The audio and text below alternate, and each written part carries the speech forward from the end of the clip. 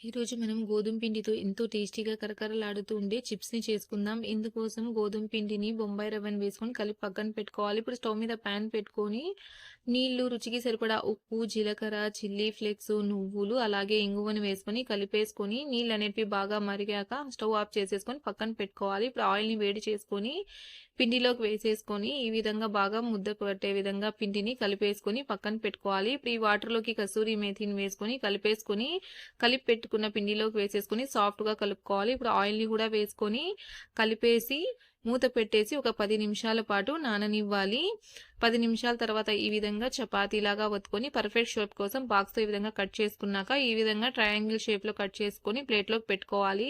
Oil మీడియంగా heat అయ్యాక ఈ విధంగా సరిపడా చిప్స్‌ని వేసేసుకొని ఇవన్నీ పైకి తేలాక ఈ విధంగా కలుపుకుంటూ లైట్ గోల్డెన్ కలర్ వచ్చేంత వరకు మీడియం ఫ్లేమ్‌లో ఫ్రై చేసుకొని తీసుకుంటే మన కరకరలాడే గోధుమ పిండి చిప్స్ అనేటివి రెడీ.